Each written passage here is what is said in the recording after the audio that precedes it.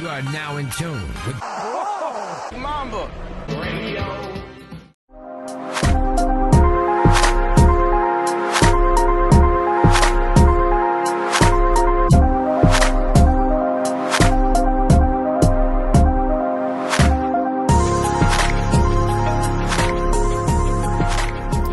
Alright, what up, everybody? Thank you for tuning into Brown Mamba Radio. For those out there who don't know, my name is Jackson, and happy Aloha Friday to all you guys out there. Hopefully you guys enjoyed your week. Sorry for, excuse me, my voice being the way it is. It was a long week for me. And again, I also apologize for this being later than expected, or later than they usually go up on my, like I said, usually on my Mondays. My voice was thrashed on Monday from Coachella last weekend, so I didn't want to talk. I could barely even speak. My voice was completely thrashed, and then on top of that, I got super fucking sick throughout the whole week, and my voice is the way it is as a result of that. I'm feeling better now. I'm getting better, and so like I'm about to say, this is about as good as it's been all week. So please bear with me. Because there is a lot that I have to get through today. It's been a little while since the last time I spoke with you guys, about more than a week. And like I said, a lot to get to from all over, not just the wild world of sports, but from everything. So let's get to it. None of this small talk bullshit. Start with Coachella. Again, I did mention I went to Coachella. I went last weekend. Shout out to all my weekend 2 freaks who also went with me. Weekend 1 is the weekend for all the the famous people, the beautiful people, stuff like that. Flex for the gram, but all the real ones know that weekend 2 is where all the ones who like to party go, and all the artists for the most part said that the energy was way better than it was weekend 1. So again, shout out to all my freaks who went last weekend. But yeah, the energy was great. It was just like always, like Coachella, always a great time. Mine is getting sick and all that stuff afterwards, but like I said, that's the price you pay for wanting to have a great time out in the desert for 3 straight days. But yeah, some of my favorites that I saw the past week, Brockhampton was probably my favorite. The energy was ridiculous at Brockhampton. They shut that shit down. Shut up everyone out there, go see Brockhampton sometime. Go see them. But obvious other one on top, Beyonce was great. I was too far away to see her to fully experience it, but I have seen Beyonce before and during the Formation tour, and let me tell you, that shit is fucking crazy. I highly suggest you go see anyone out there, go see a Beyonce performance just to see what the apex of a performance can be. So yeah, Beyonce was great. Eminem was awesome, of course. You know what I mean? A lot of us were. It was just cool to see. Real nostalgic. Eminem still got it. Brought out 50. Brought out Dr. Dre. Bumped all the classics. You know how it goes. Weekend was good. Didn't really watch it, but kept walking back and forth other sets and caught him a lot.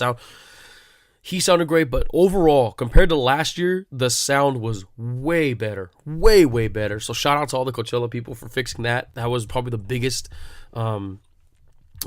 problem from last year. That biggest critique I had. The sound was just not great. But again, this year, like I said, the sound was phenomenal. All stages, main stage, outdoor stage, all the tents and all that stuff. But yeah, some of my other favorites. Tyler the Creator was great. SZA was great. Saw a lot of the less people, not like lesser known, but like lower on the card. Fisher was sick. Oh, the whole Yuma tent. Shout out to Yuma tent for just bringing the fucking, bringing the noise all weekend long. Yuma tent was tight. I saw Yeji there. My girl Peggy Goo. I love you, Peggy Goo. And who else? Busy P was in the Yuma tent. A lot of people threw down in Yuma tent. Sahara tent went down. Cali, that was probably one of the most fun sets. All of our group was there. Just got crazy over there at the Sahara tent for Cali. Same thing with Dioro. Dioro was tight. Post Malone threw down. Who else? Alice in Wonderland. And then there was a whole, like, Alice in Wonderland probably had the coolest tribute to Avicii. There were a lot of Avicii tributes for obvious reasons. R.I.P. to the legend. But yeah, she probably had the coolest one.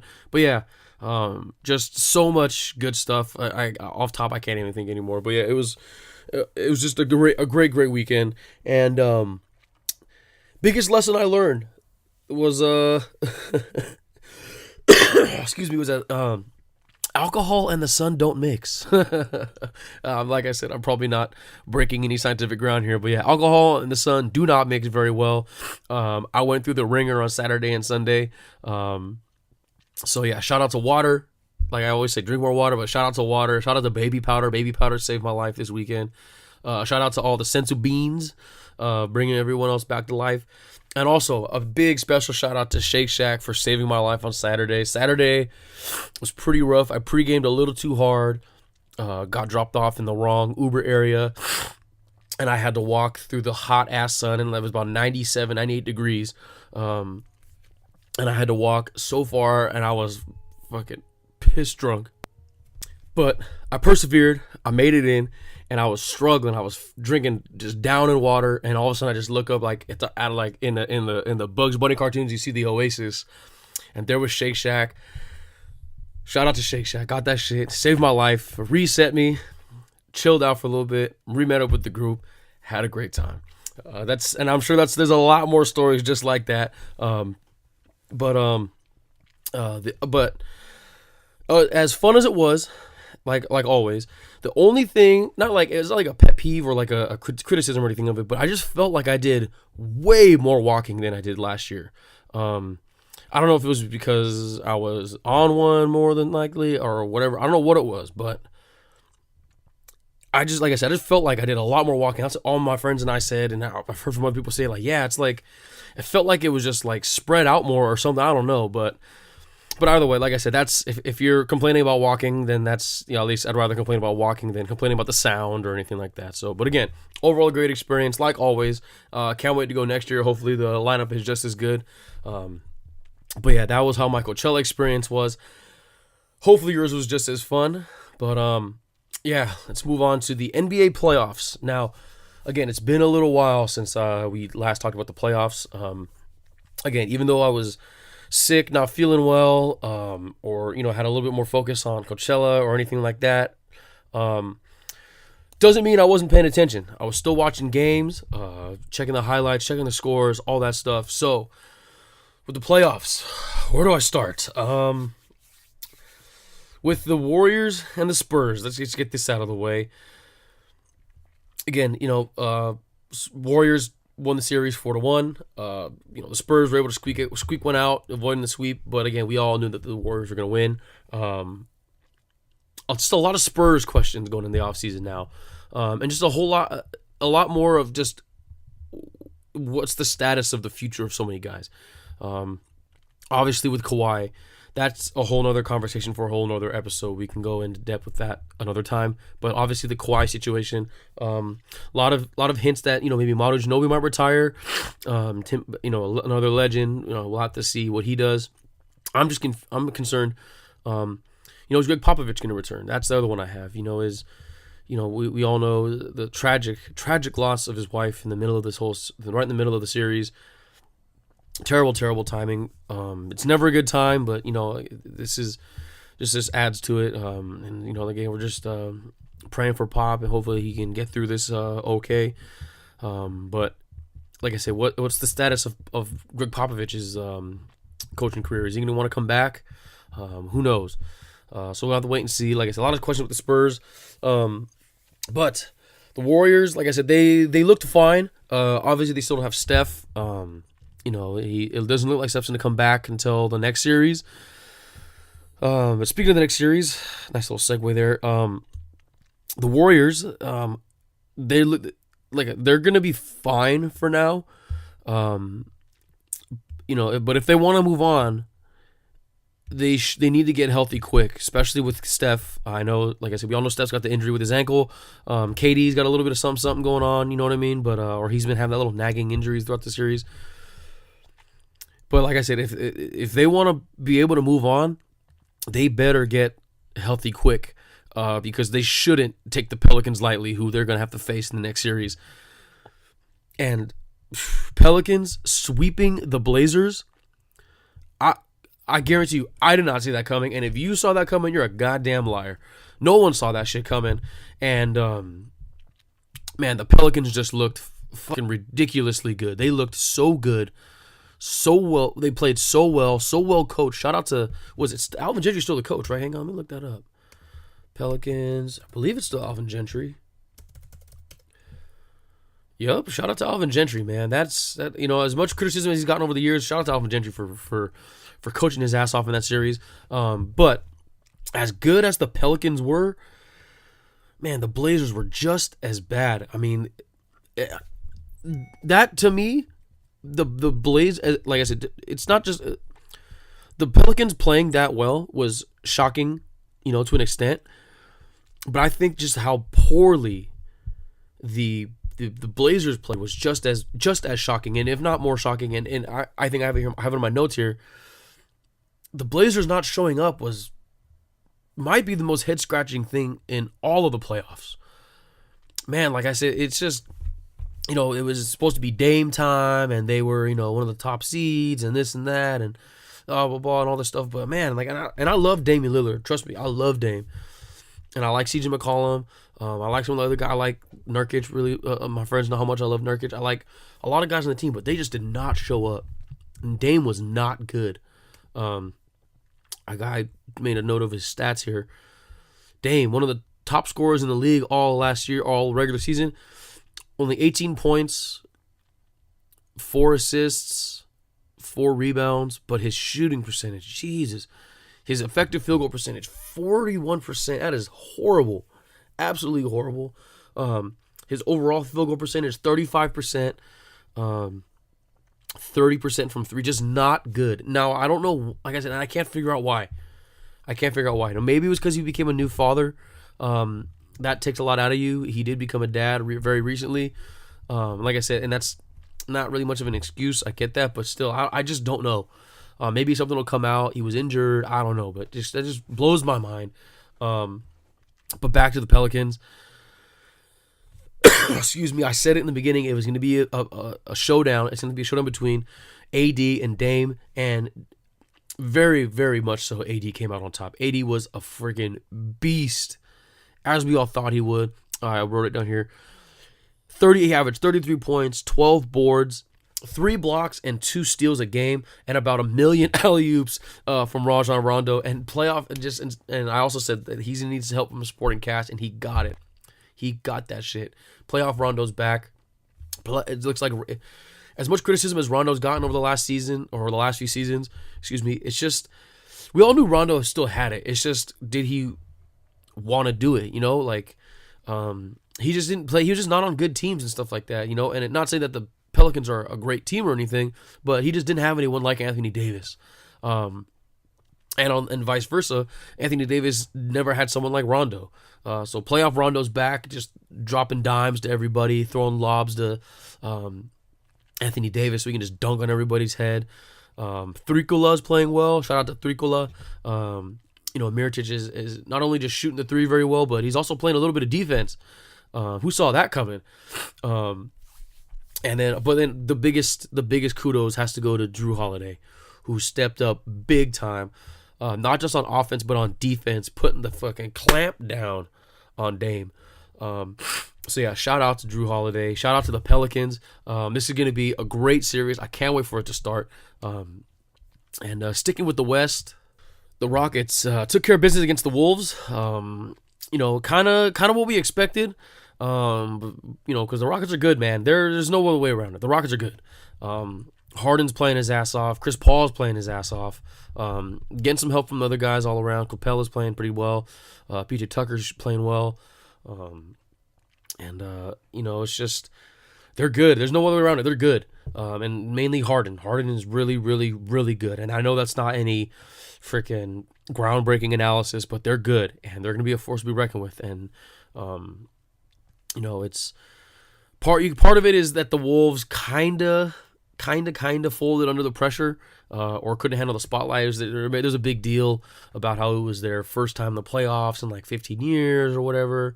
They haven't won a playoff series in like whatever, how many years.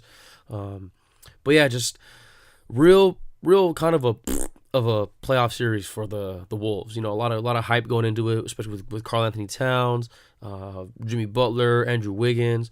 You know, they were saying, how are these guys going to look? And they just did not look that great. Honestly, they just didn't look good. There's no way around it. They came out and just laid an egg, really. Now, people want to contribute that to Tibbs. I don't know. Tibbs can only coach them as well as, you know, a coach can only do so much. But you know, and as good of a defensive coach as Tibbs is, you know, it's hard to stop an offense like the Rockets. Like, you know, from anyone to stop the Rockets on offense, especially when there's a guy as talented as James Harden, or as many guys that can shoot the ball the way that, you know, Ariza and Tucker and CB3 can, especially with a guy like Mike D'Antoni as head coach. It's tough, really tough. You know, lot to build off of for the Wolves, but also a lot of self-reflection going to be going on for them going forward. But yeah, it's like I said, the Rockets are really good, man. Again, not breaking any ground here, but they're really good. And they took care of business the way that they should have. Honestly, I thought it should have been a sweep, but hey, you know, 4-1, it's still pretty damn good. And then speaking of being really good, the Jazz, whoo boy, the Jazz are playing very, very well. And just this whole Jazz Thunder series, depending on who you ask, this series is either going exactly how you thought it would go, or it's going the complete opposite of how you thought it was going to go. Because the Thunder do not look good at all right now. If Russ isn't scoring, dropping 40 points, playing like 40-plus minutes, you know, if playoff P, Paul George, isn't, you know, dropping like 38 on like 12 threes or something, whatever. I know the math is wrong, but you know what I mean. You know, with all the threes. You know what I mean? If something like that's not happening, or both of them are doing it at the same time, then the Thunder aren't winning, man. They just don't look good. You know, Russ is all over the place, and I love Russ. Trust me, I fucking love Russ. You know, but it's hard to win when it's all through one guy. It's hard to win like that. You know, I know they squeaked out Game 5 that way when Russ, you know, just had an out of body experience and, you know, led the single-handedly led that comeback. But it's tough to win like that, you know. I mean, Paul George is playing well, but not like he did in Game 1, where he was, you know, playoff P was born. And then the rest of the team is just not good. Fucking Melo looks completely washed. His numbers are so bad. His numbers, it's almost like you hold his numbers up and you say, who is this? You would think it's someone like fucking Andre Roberson or something, but it's Melo. And it's pretty sad to watch, honestly. It's very sad to watch. You know, they forced the Game 6. They don't want to go home early. It's tough. They're gonna really have to. They're gonna have to figure this shit out, man. Or they're either gonna have to figure it out, or they're gonna need Russ and Paul George to average 50, average 50 each for these next 2 games if they want to move on. Because, yeah, and they really got to figure some shit out. But on the flip side, the Jazz are playing magnificently well. Not just on defense, because we all knew that, like I said, they're one of the top defenses in the league. But not just on defense, on offense as well. You know, like I said, we all knew the defense was good. They play feisty defense on the perimeter, and they got the Stifle Tower, Rudy Gobert down low to help, you know, protect the paint.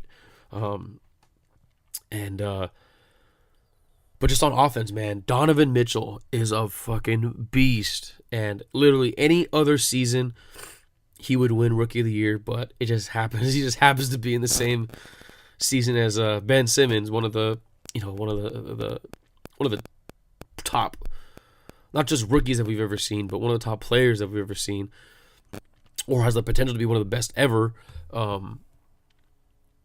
But Donovan Mitchell is killing it, man. He's got that record with one of the only rookies to score 100 points in a series or in the playoffs or whatever that thing is with MJ. And so anytime you're in the same kind of category as MJ, except for gambling and baseball, usually it's a good thing. So And also, not just Donovan Mitchell, getting great help from support from the rest of the team. Rubio had that triple double, playing very well. Gobert is helping out. Joe Ingles is playing well, helping out a lot. Getting even Derek Favors, little Derek Favors sighting. He's playing well. So like I said, just great basketball overall from those guys. A lot of good basketball being played in the West. Moving on over to the East. Philly, baby. We got to start with Philly. I had to start with Philly on this one. Philly is moving on. The process has been trusted. Embiid is back. Meek back. Philly in general is back. Philly cheesesteaks are back. Man, who would have thought? Honestly, the shout out to Sam Hinkie, man. Who would have thought that this was going to happen?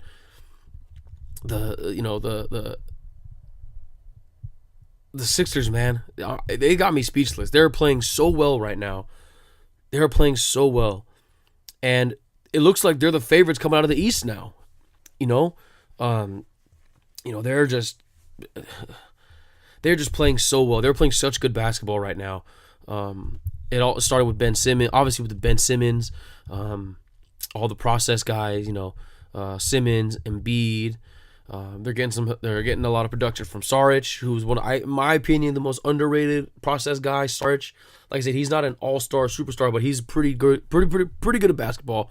Fultz is starting to turn around a little bit. Hopefully he can develop a little bit more in the future.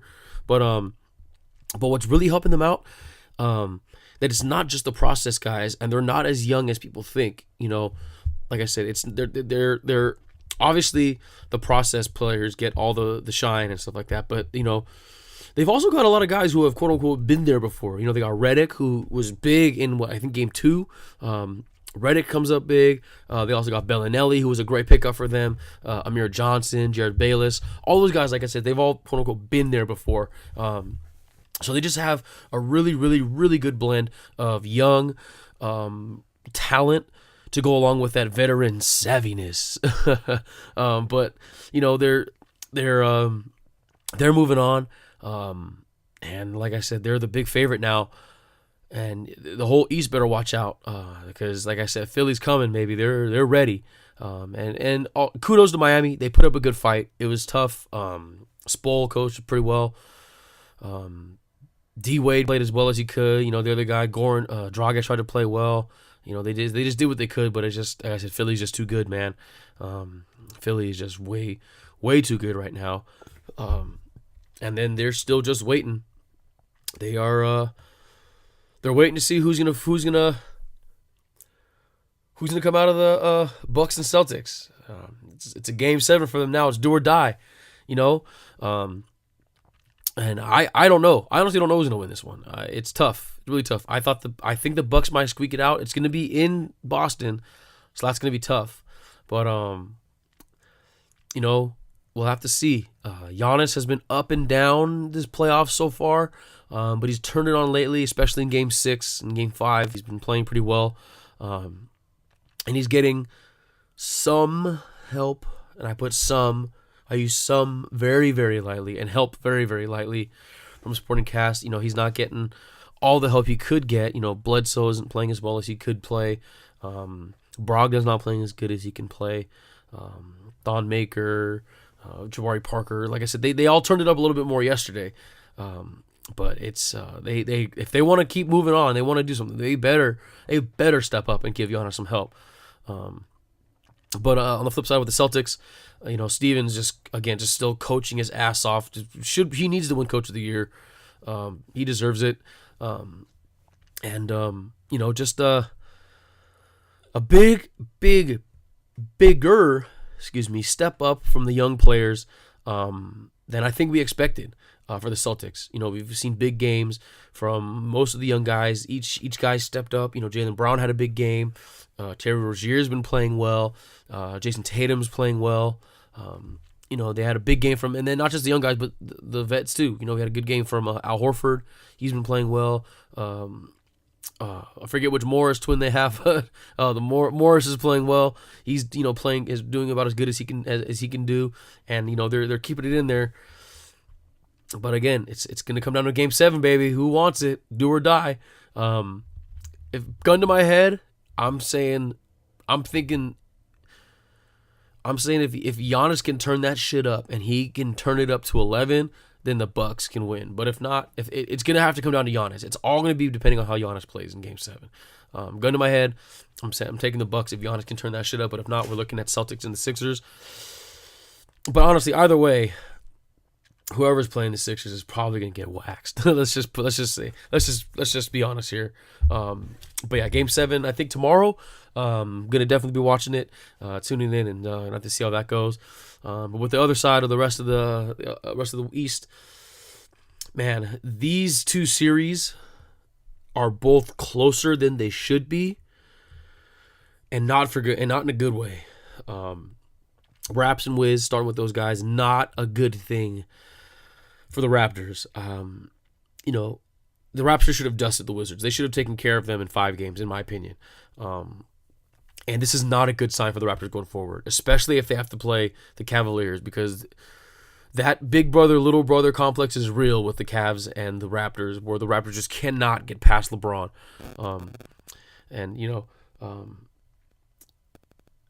Wall and Beal are getting theirs. That was my whole thing with that. I say where they need to go off and be unguardable for the next 3 games, and they're getting theirs, but they're not at that level. Just yet. They're gonna have to crank it up just another little bit in order if they want to, keep going and keep winning. But either way, just does not. Both of these series just not looking that great. And like I said, it's just not. I'm not confident in the Raptors going forward with this. The way that they've been playing. Like I said, they should have dusted the Wizards. They're the number 1 seed. Wizards are the number 8 seed. They should have taken care of business in this one. And I'm not saying that the Wizards kept them close. It's more that the Raptors just didn't play that the way that they should have been playing. It's gonna be tough. They're gonna have to close it out on the road.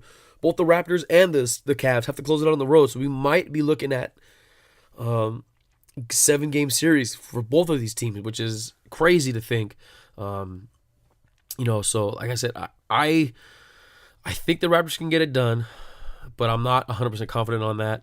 And then on the other side with the Cavs and the Pacers, kudos to the Pacers, man. They are playing their fucking asses off. Oladipo especially. I know people are saying that he's got a lot of MVP votes for them. And deservedly so. He's definitely going to win most improved player. That's for sure. But Oladipo, man, just putting his team on his back though, and just doing his thing, just playing super, super efficiently, very, very well, motivating the guys, not just on offense, but on defense as well. Like I said, and everyone else is playing. He's getting a lot of help too. Lance obviously is playing very well, and just something about Lance being in Indiana. He just loves it there, and same thing. He loves being in Indiana, loves playing against LeBron. So Lance doing well. Miles Turner's playing well. Bogdanovich is playing well. Thaddeus Young, getting a little something in there as well. These guys are playing their asses off. Nate McMillan's coaching his ass off on the defensive side of things, trying to keep the scores low.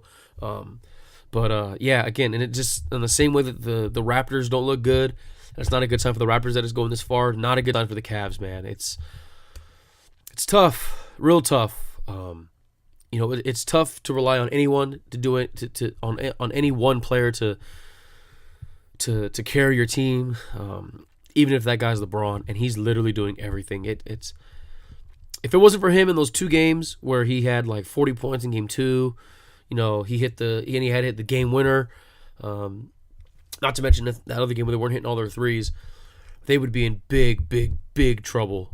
And it's tough, man. In my opinion, the Pacers should have already won this series. It came down to a game winner, like I said, from LeBron. And I think it was Korver just got super hot and pulled all those threes out of his ass. If it wasn't for that, the series would be over. But they're not, and that's just a testament to how fucking good LeBron is, that he is carrying this fucking team. I just think it's funny how everyone thought that when the Cavs made that big trade at the trade deadline to get all those guys. And even though I love them, I love Clarkson, I love Nance, but everyone else that they got, I think it was the George Hill, Rodney Hood, or whoever else they got. They thought like, oh, LeBron got this help he needs. Yeah, fucking right. No one thought that. or smart basketball fans knew that they were not going to help him going forward. But it's another tough game tonight. Like I said, it's game 6. They're on the road. Can they close it out? Again, similarly to the Bucks and the Celtics, if LeBron can just put the team on his back, though, and maybe they can get, if they hit all their threes, if J.R. Smith can just make all 50 of his 3-point attempts, and Korver can make all 12 of his 3-point attempts, maybe. But just like I said, just this both those series. Both the series that I was just talking about, the Raps and the Wiz and the Cavs Pacers, very disappointing from both of those. Very disappointing series from both of them.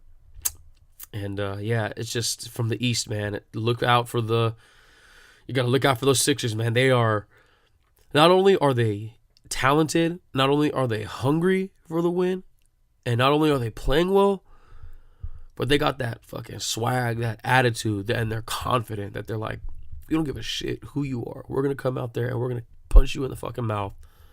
We're going to take your lunch money and take your girl to the dance. Like that's that attitude that they have right now. That's that swagger that they're playing with, and it's going to be tough for anybody to beat them. So that's how things are shaping out in the East and the West. And like I said, it's good basketball from the West. And it's a little shaky on the East. But like I said, that's how the playoffs have gone. It's pretty good. These are some really, really, really good There's some really good basketball being played right now. I can't lie. As much as I said, there's really good basketball being played. Probably one of the most entertaining first rounds that we've seen in a while. Like I said, it can only get better. Especially in the West, it can only get better. I'm excited to see how things go. But enough about the big round ball. Let's move on to the small round ball, where I just want to say quickly before I talk about the Dodgers and the Angels, am I the only one that thinks that this baseball season is more fun than it's been in the past? I know baseball gets a lot of shit for it being boring and the games are too long and this and that and stuff like that. But I just feel like I've been more engaged to wanting to watch all baseball. Like I find myself watching MLB Network in the evenings to see the round robin games and all that stuff. I find myself more engaged to watch that this year than I have in years past, and I don't know what it is. I feel like I'm the only one that feels that way. I'm pretty sure I'm not. Maybe it's because the good team, the quote unquote popular teams are good. Maybe I don't know. I just feel like this season is a lot more fun than it's been in the past. Like I said, just wanted to throw that out there and see if there's anyone else out there that feels the same way as I do on that. But yeah, baseball season's fun. Just not so much for the Dodgers. Excuse me. But yeah, the Dodgers, man, they're just still a little too inconsistent for my liking. Again, still early, I know. But it's eventually going to get to a point where I can't say it's too early. It's still too early anymore. The bats are looking a little better. Not relying as much on the long ball as they have in the past. A lot more base hits, a lot more putting the ball in play kind of things. But now the pitching is starting to become an issue. The bullpen does not look good right now. When the games are tight in the end, they're usually giving up the leads or adding on to the lead if that's the case. Not a good start for Clayton Kershaw. And I'm not saying that I'm panicking right now, but I'm really, really fucking close. He's already got 4 losses. I know it's tough with Kershaw, and the whole thing was, if you look back, he's pitched, I know for the first couple games he's pitched gems, and he just hasn't gotten the help on the offensive side. I know that. But the last few games that he's pitched, he just has not looked good. He's been getting hit early, hit a lot. A lot of home runs. I know he's been more susceptible to home runs, but he's been getting hit a lot, and it's just not Kershaw-like. So like I said, again, I'm not saying that I'm panicking yet. It's still too early to panic. but I'm really fucking close. Really close. But hopefully they can start turning things around. They've got an 11-game road trip, and I think that's the longest of the season. 11 games is a long time. It's 11 games, which means it's about 14, 15, 16 days, all on the road, all division games too. They're starting the series against the Giants, and they're playing the D-backs and the Padres. All division games. So hopefully, I know it's early, but hopefully this can be one of those, like those season-changing turnaround things that gets them on track or whatever.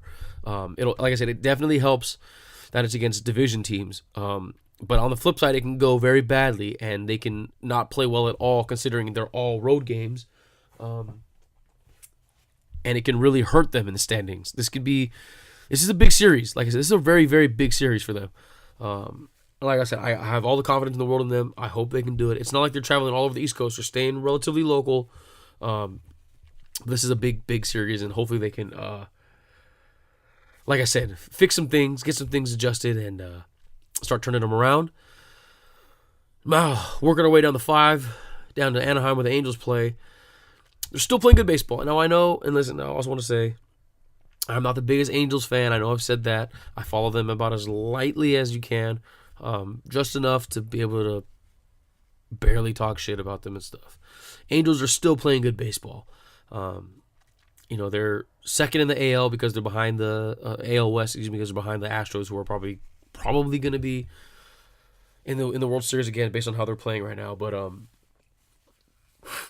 but saying that, the Angels won their series against the Astros, and now they're just a half game back. So Angels are playing very, very well.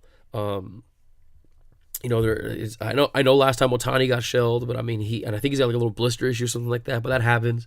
But Trout's playing well, Calhoun's playing well, Upton's playing well. So like I said, they're getting good production from all over the place. Everyone's playing pretty well. But they're gonna have a tough series coming up this weekend. They're playing the Yankees, who are starting to come alive. They did not start very well in the beginning of the season, but they're starting to turn things around. Their bats are going, and it's gonna be a tough series. So like I said, hopefully the Angels can keep things rolling. Like I said, even though I'm a diehard Dodger fan, it's like I said, anytime the local teams are good, it's always good for the city. So like I said, even though I'm a Dodger fan, and I'm not really all about the Angels, I can't, it's like I said, it's always a good thing when the local teams are doing well. So that's how the little round ball is gone. Now let's go on to other sports, starting with the NFL draft. I'll do the NFL draft. NFL draft, started last night. First thing I want to say is I think it's just ridiculous how the draft has become this 3-day spectacle fucking bullshit thing now. It's just way too long, way too ridiculous. And I get they're trying to make it this fucking spectacle thing and make money off of it and all this and all that. But at the end of the day, it's just a draft. They're just picking guys, and I know it's a big moment for those guys, but these these athletes have to, sit around, and their anxiety has to be going through the roof. However long that they're there and waiting for that phone call. Before, they used to knock the whole draft out in like one day, 2 days max. And now they make it this, it should not take like 4 hours to make 32 picks. Like, that is ridiculous. So I just want to get that out of the way. But, I don't, and also I didn't know too much about all the college prospects. I know the top guys, like it's pretty obvious. But I'm not like a Todd McShay, Mike Mayock, Mel Kiper type where I know all the ins and outs of all these different guys, and like I know what their favorite food is and what their favorite colors are and all that stuff. But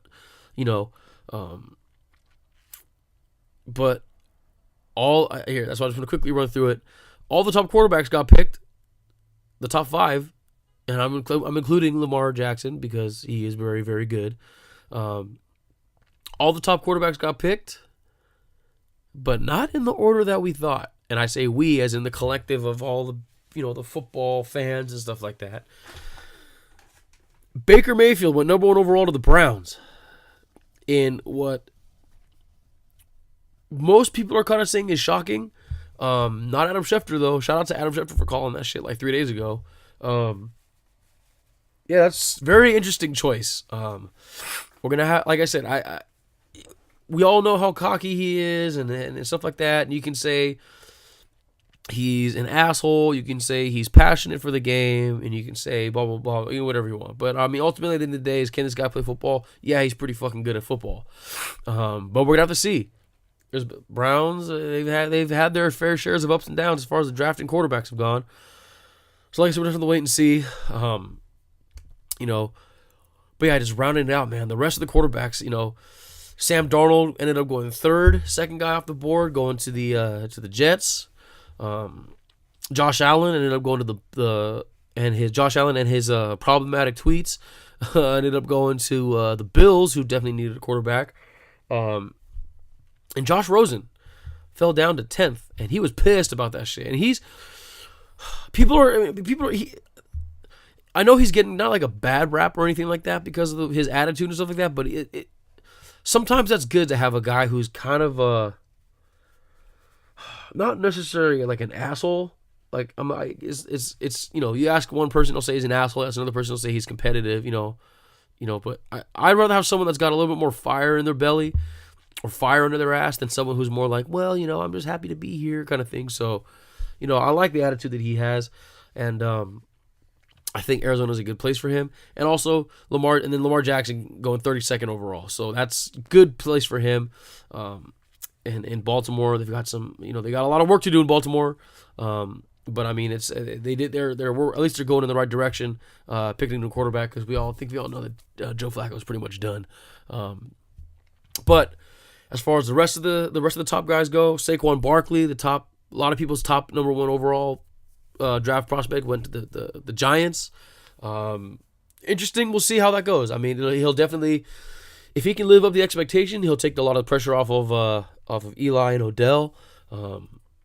Then who else? Oh, Bradley Chubb, the defensive end from NC State, went to the Broncos. Watch the fuck out, man. As a Raider fan, I am praying for Derek Carr that defensive line for the Broncos goes easy on him. Because now they're going to have Bradley Chubb on one end, Von Miller on the other. So that's a pretty scary fucking thought. He went there. Minka Fitzpatrick, top safety from Alabama, went to the Dolphins. Vita Vea, Matogoso, went to the D tackle. He went to the Bucks. My Raiders picked up I don't know much about this guy. He's got Colton Miller. Is a tackle, big boy, UCLA. So that's cool. I'll have to. Hopefully he's pretty good. I don't know how much playing time he's gonna get right away. But he looks good. Tremaine Edmonds, top linebacker. One of the top linebackers. He went to the Bills. Good pickup for them. Another top linebacker, that Vander Esch guy, Leighton Vander Esch from Boise State. He went to the Cowboys.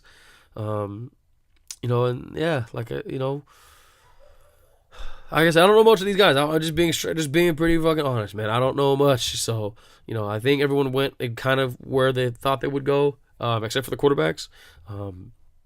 But like I said, we got 2 more days of this shit. So, hopefully we'll see where everyone else lands. Hopefully the Raiders can nab some more good picks. Hopefully our Chargers can get some other picks as well. Same thing with our Rams. I know the Rams didn't have a first round pick. Like I said, we got 2 more days of this shit, so let's just see how it goes. And speaking of blown out, extra spectacular spectacle thingies, moving on into the squared circle, WWE has their greatest Royal Rumble live from Saudi Arabia. I think it's actually going on right now. I don't remember the exact start time. I'm recording this on a Friday, mid-morning-ish. I think it's going on right now. I unfollowed WWE just in case, so I don't miss anything. Like I said, I believe it's going on right now. I'm not going to be able to watch it till a little later. But yeah, the greatest Royal Rumble in Saudi Arabia. For those of you who aren't familiar, it's going to be this huge wrestling, like pay-per-view type thing that's in Saudi Arabia. And it's called the Greatest Royal Rumble because the main event of this thing is this 50-man Royal Rumble. And if that sounds ridiculous, that's because it is ridiculous. The regular Royal Rumble pay-per-view is only 30 men or 30 wrestlers. Sorry, not just men. 30 wrestlers. While this one's going to have 50. There's going to be a lot of people returning for this. A lot of legends. Because the Saudi Arabia market isn't the most diehard wrestling fan market. It's more of a casual fan type thing. So like I said, look for a lot more people from like the Attitude Era or just right after the Attitude Era, like early 2000s kind of thing, returning. There's a lot of rumors that certain guys like that are going to come back. There's more popular name guys. And the booking is probably not going to favor smarky fans like me. Like I said, it's more of a casual fan base there in Saudi Arabia, so look for them to pander towards them a little more. Also with this, I'm not sure. Like I said, it's because WWE has never done anything like this before, and so a lot of people aren't sure if it's going to be like a glorified house show, or if it's going to be some like WrestleMania light type of thing, or if it's going to be like something somewhere in between of that. We've seen pictures of the stage set up and all that stuff, and it's ridiculous. The stage is huge. It looks like the setup looks like it's a WrestleMania type thing, which is pretty freaking crazy. But like I said, we're just gonna have to wait and see on this. Like I said, I'm about to wait to see how it looks a little later. But I also want to just throw this out there because the card is stacked. It's all title matches except for 3. The 3 being obviously the 50-man Royal Rumble. There's also Triple H versus John Cena. They just got to have those 2 big names in there. And then there's also a casket match with The Undertaker, excuse me, and Rusev. So, like I said, it's all title matches. All the belts are on the line, except for the women's ones. And that's been quite a problematic issue for a lot of people, that there's no women's matches at all, and there's no women featured at all in general. And I being one of them, but I'm not going to get into the politics of it and all that stuff. But from what I understand, and once you say Saudi Arabia and women, you kind of get an idea of why it's not featured. But apparently, I think women are not allowed to partake in athletics in Saudi Arabia and most of those parts of the Middle East. And again, I don't agree with it. But the WWE, they're essentially they're visiting Saudi Arabia, and Saudi Arabia is forking up a lot of money for this, and they're going to be doing this for like the next, I think, 10 years or so. So a lot of people, again, they're trying to say, oh, so WWE doesn't care about the women's revolution, they only care about money, blah blah blah. Like I said, I'm not here to get into that kind of stuff, but I do know that that's just the way that things are in Saudi Arabia. Again, I do not agree with it at all. Saudi Arabia is so far behind. A lot of those places are so far behind in the way that women should be treated. But at the same time, that's the way it is over there. And I don't think that Saudi Arabia is going to change that just for WWE. They're like, we don't need you kind of thing. So maybe WWE goes there, and maybe they can help start the change. I don't know. Maybe. If I'm not mistaken, they had a women's match between Sasha Banks and Alexa Bliss in like that area earlier, like end of last year, early this year, something like that. So we'll have to see. I don't know. Like I said, I'm not here to talk about that. There's a great video about it by What Culture Wrestling. Those guys talked about it, so you can check that out. But yeah, well, let's just get to the card. Like I said, it's a stacked card. Excuse me. So let's just start with let me see where I'll start. I'll start with the Triple H and John Cena match. So Triple H and John Cena, I can see this going in 2 different ways. So Triple H didn't win at WrestleMania. We all know that. He was part of the Ronda Rousey match. So I can see this going 2 ways. I can see it going where Triple H gets the win in the first match, and it could be like one of the first matches of the night. Triple H gets the win. Maybe, I don't know if it'll be clean or if he does some type of shenanigans or anything like that. But Triple H, I feel like Triple H is, if Triple H wins, it'll make John Cena look not like weak, but it's like, oh, he comes down, or he's low, he's feeling down, feeling low, and then he comes back later, enters into the greatest Royal Rumble, and he wins the whole Royal Rumble. That's just kind of the way I see it. It kind of helps. It helps Triple H get a win. Then it lets John Cena, arguably the biggest guy in the entire company, win the Royal Rumble in Saudi Arabia to kind of get everyone going and cheering and all that stuff. That's one thing I can see how it going. But I can also see it going. They're using Triple H, like what he's been doing. Triple H doesn't get as much shit that Triple H gets for, burying guys and putting himself first over everybody else and stuff like that. Triple H doesn't get enough credit for being the fall guy to help get somebody else over. So I can see also Triple H, letting John Cena beat him clean so that John Cena looks strong. Like I said, for all the fans in Saudi Arabia so they can cheer for John Cena. And then if that happens, then someone else is going to win the Royal Rumble. So that's the way I see it going with those matches. I'm not 100% sure. But that's how I think that match is going to go. Then let's go with Undertaker and Rusev in the casket match. Undertaker, obviously. I hate that it has to be Rusev to take the fall and get buried, literally get buried. But hey, I guess it's just the way it goes. But it's they're obviously letting Undertaker come back, do this match, just so they can get the visual of him, burying, literally putting him in the casket, like you letting the match that the Undertaker essentially started. So, Undertaker obviously gonna win the casket match. Let's work our way back up from the okay.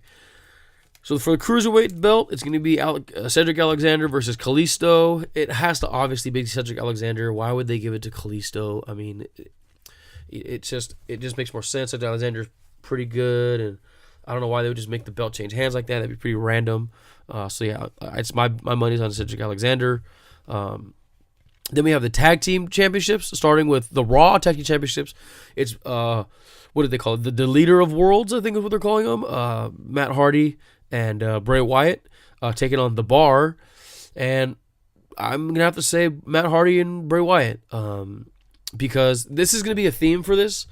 Since they have the Superstar Shakeup, a lot of these matches between these guys, it's like an interpromotional matchups. So, like I said, this is for the Raw Tag Team Championships. So I'm pretty sure they're going to stay on Raw, and The Bar just switched over to SmackDown. So look for this. So I'm just going to Matt Hardy and Bray Wyatt. So that way the belts don't switch brands.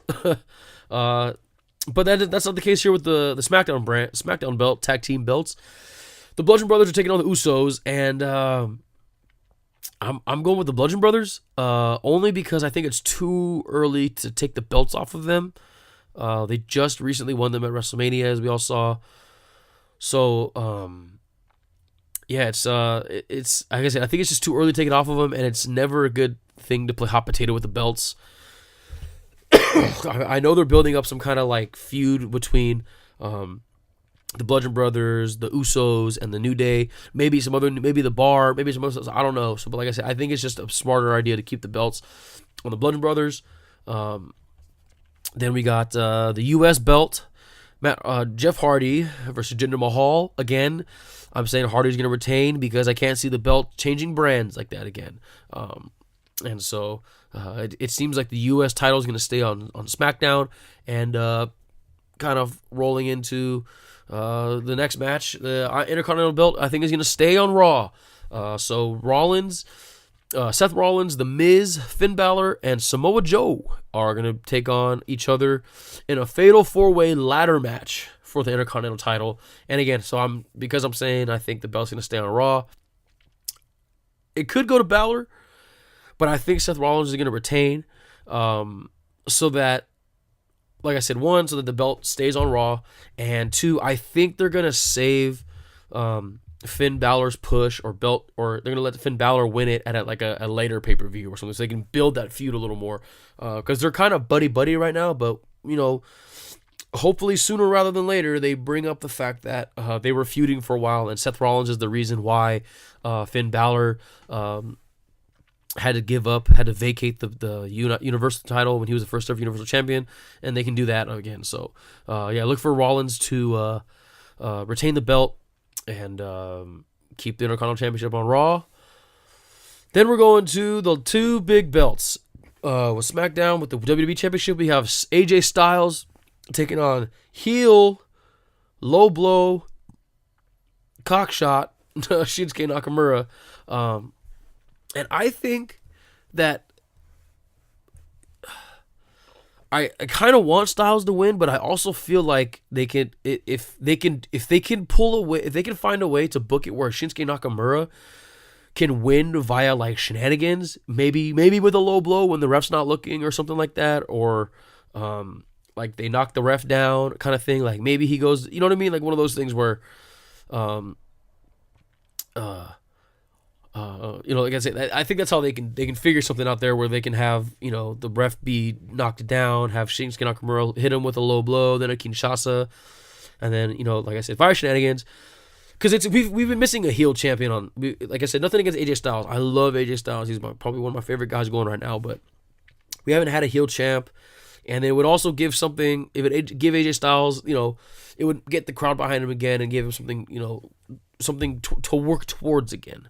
And like I said, I think that'd be a good visual, and it would just help add extra heat on Shinsuke Nakamura and make him more heelish and more devilish and stuff like that. So, like I said, Shinsuke Nakamura via shenanigans, but I also wouldn't be surprised if AJ Styles wins. I don't know. It's just the way it goes.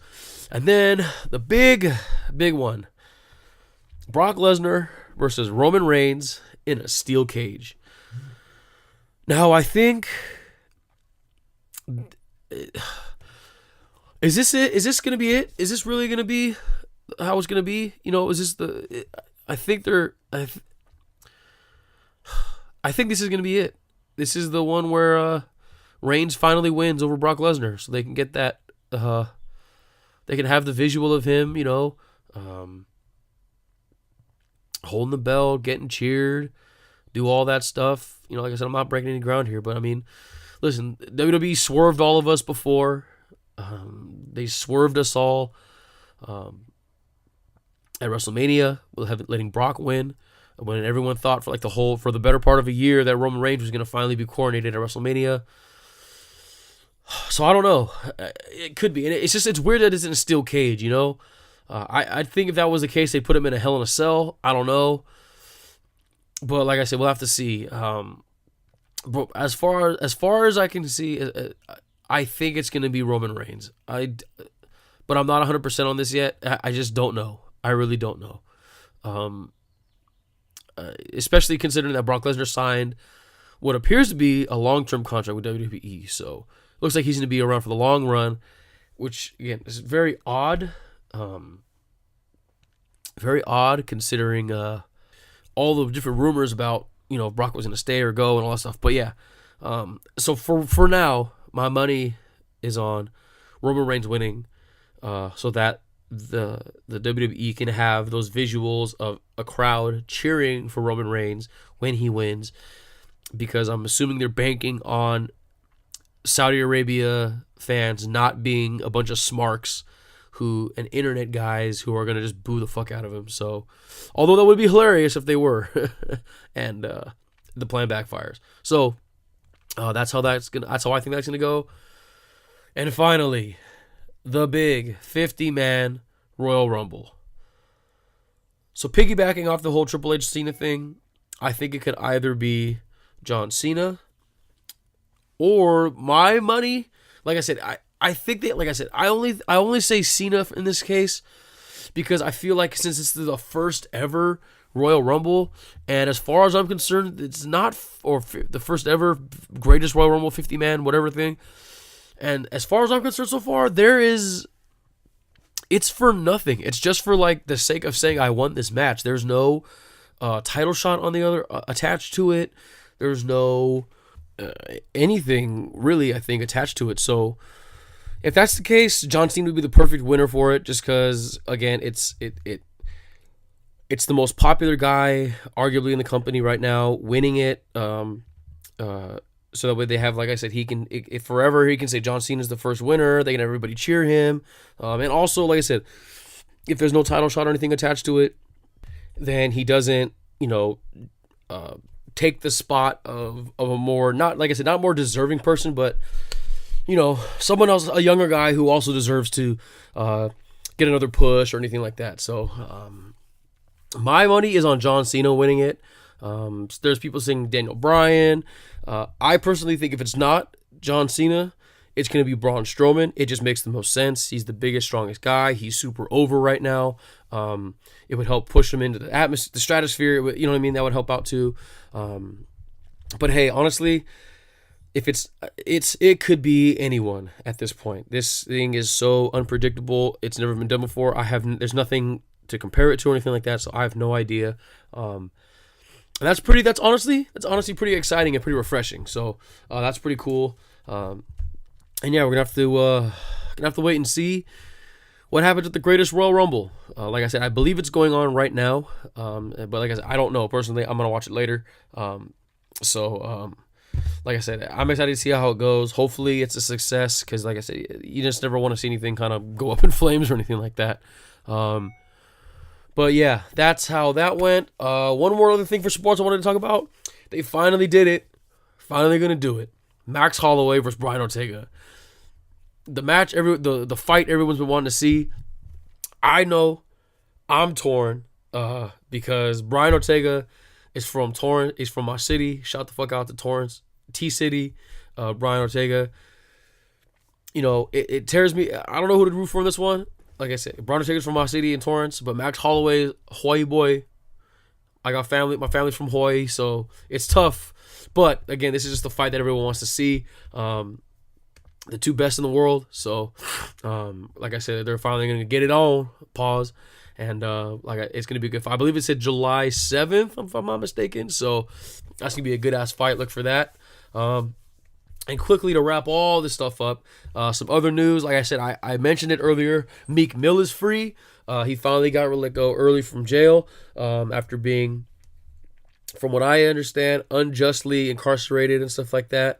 He was a victim of the prison system and the judicial system. So shout out to everybody who was working hard to help him get the right justice he deserved. And he's one piece of the puzzle. There's a whole lot of that stuff going on everywhere, all over America. So, and not just America, but the whole world. So, like I said, hopefully, like I said, it's small victories. Just building our way up to a more just and more fair, and just honestly, just a better system and judicial and prison system and all that stuff overall. And another step in the right direction. Bill Cosby was found guilty on, I believe, all the charges. I haven't got a chance to fully read all the deets and all that stuff, but as far as I'm concerned, Bill Cosby pled guilty, or he was found guilty. So, again, another instance of justice being served. Shout out to all the women who were, brave enough to finally come forward and share their stories. I know that must be horrible for so many years being told that you're lying and no one believing you and stuff like that. Again, small victories, just goes to show that, you can, it's just that you're, for anyone who's a victim, female or male, that your voices can be heard. So don't be afraid to speak up, but also don't lie. There's been some instances of lying going on right now. So in other cases, but if it's a serious thing, your voice will be heard. So please speak up. But sometimes it's not a good thing to always be too outspoken. In the case with Kanye and all his Twitter craziness, he started tweeting again. He started tweeting, like fortune cookie stuff, and that was cute and cool, whatever.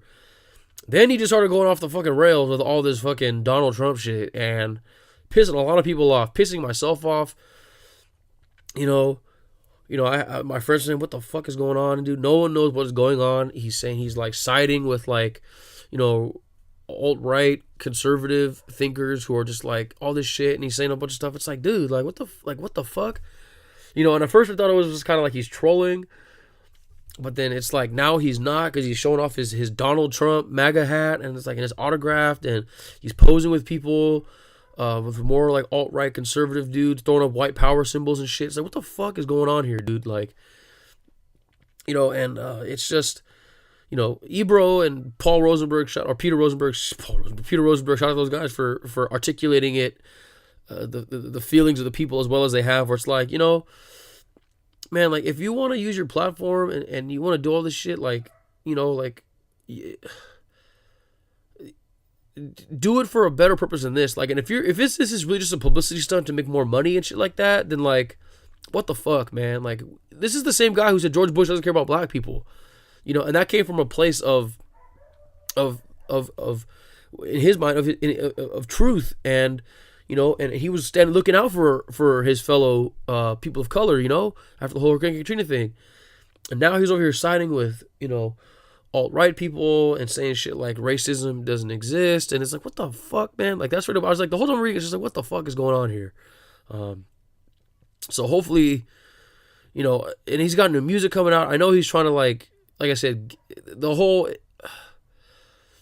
philosophy of, he even said it in his song, you know, it's like, it doesn't matter if they're talking good about you, talking bad about you, as long as they're talking about you, you're going to be relevant, you'll be fine. So, like I said, if this is all just some like publicity stunt troll thing, it's just like, what the come on, man. Like, we all know he's better than this and stuff. So, and and he's Kanye, so we all want to love him and want to appreciate him for his art and for his genius. But man, when if he keeps doing shit like this, man, it's really turning a lot of people off and pissing a lot of people off, and it's gonna really affect him in ways that I don't think he fully understands at this point. Maybe he does. I don't know. I really don't. Like I said, only time will tell, and hopefully this is all just some fucking dumbass publicity stunt. He comes out and apologizes or some shit. I don't know. But yeah, man, hopefully Kanye turns that shit down and fixes this shit and explains himself other than with some other dumbass bullshit. But yeah, that's crazy. But ending on a serious note, it looks as if North Korea and South Korea are agreeing to peacefully end their war, or at least take the right steps to peacefully end their war. For those of you who are unfamiliar, there has been a very, very tense and very, very serious. It's not a full-on war where they're in each other's countries, you know, doing battle. But North Korea and South Korea have, for many, many years, have been at odds with each other, and it's honestly one of the worst things that's been going on. It's all the stuff that's been happening in North Korea, the way that Kim Jong-un and his father Kim Jong-il and their family has oppressed the people of North Korea for many, many, many years now. It's honestly one of the worst humanitarian crises in history. And like I said, today it looks as if they've taken steps to try to peacefully end this. I'm optimistic about it, but at the same time, it's just, anytime something like this happens, I personally am just kind of a little, not skeptical, but just kind of like, there's got to be more to it than just this. So it can't, because like I said, they've been at this for fucking decades, and then all of a sudden just end it seemingly out of nowhere. It's almost, like I said, it's almost like too good to be true. Excuse me. And so, like I said, it's, as of now, I'm happy. I'm very, very happy for all of Korea. I used to date a Korean girl for a while, and I have a lot of I learned a lot about Korean culture. I learned a lot about the issues with North and South Korea, and I have a lot of love. I got a lot of love for Korea, South Korea, and also for the people who are being oppressed in North Korea. I got a lot of love for you too. So a lot of my friends are Korean, you know, and they tell me a lot of stories, tell me a lot of stuff. But like I said, I got a lot of big love for Korea and Korean culture. So this is like I said, I'm as of now, I'm very optimistic about it, and I'm happy. that, you know, things can hopefully start moving in the right direction. But you know, in the back of my mind, I'm also thinking maybe this is too good to be true, and there's something else going on. So, but as of now, let's celebrate Daehanmingguk. So let's go. Shout out to Korea. But that's gonna do it for me today. I told you. Sorry, it's a long one today. I know. Thank you for bearing with me. Thank you for sticking it out and dealing with my my congestion, my scratchy throat, my coughing. Thank you for dealing with all of it, and thank you for listening. Just thank you for listening overall, and thank you for supporting, like always. You know, like I said, if you like what you heard, make sure you subscribe on every platform: SoundCloud, iTunes, Stitcher, TuneIn, YouTube. Wherever else. I know I've seen myself on other random platforms. Just subscribe there if that's where you listen to it. If that's however you listen to me, please subscribe so you can keep listening. Like I said, I really appreciate it, and I appreciate all the love and support. And make sure you follow along on all the socials: Instagram, Twitter, Facebook, Tumblr too. If you're still tumbling, I suppose Tumblr's kind of making a little bit of a comeback. I'm still on Tumblr, kinda. You know, Brown Mamba Radio, Brown Mamba, or my personal stuff, JXCKSXNNN. Follow on all the socials. You know what I mean? If you want to, you know, yell at me for some of my takes, if you want to, you know, say what's up, or you want to agree with me or anything like that, let me know. Or even if you want to jump on and talk or anything like that, and you want to be a part of the Brown Mamba Radio, we want to, you know, you want to collaborate on something, you know, talk about stuff, anything. I'm open to anything. Just hit me up. I'm always available. You know, and like always, everything you can find on brownmamba.us. Make sure you check that out. But yeah, again, it was a long one, I know. I had a lot of catching up to do. So hopefully I'll be back at you guys on Monday, and you know, we can get back on track to doing things the way they used to be. You know, have a safe and fun, responsible weekend. Please, emphasizing the safe and responsible part. Also emphasizing the fun, but more importantly, the safe and responsible. You know, just got to do our part. That's it. Everyone just got to do their part to help make this world a better place. You know, also, I forgot, it's New Music Friday. Go listen to a bunch of new music. Post Malone's album just dropped. Everyone knows that. But Janelle Monáe also just dropped a new album. Check that out. Shout out Janelle Monáe. And the Internet also dropped a new track. The Internet's back. They took time off to do their own little stuff on the side. You know, Matt Martians had the Drum Corps Theory, which is awesome. Check that out. Sid had her album, which was awesome. Steve Lacy had his album. Check that out. All those guys did their thing. You know, and so make sure you check all the guys from the Internet, check their stuff. Check that out. And also they got their new song, Burbank Funk, which if that shit doesn't make you want to go roller skating and start backward skating and stuff like that, man, there's something's wrong with you. And also, if you want to go skating, let me know, because I'm definitely interested. So, yeah, New Music Friday, so check that stuff out. But yeah, that's going to be it for me today. Again, thank you for rocking with me on this extra long episode, on this beautiful Aloha Friday and beautiful Rusev Day. Again, hope you guys enjoy your weekend. Drink more water. Health is wealth. Please be kind to each other. It's easy to be nice. And like always, catch you guys in the next one. Peace.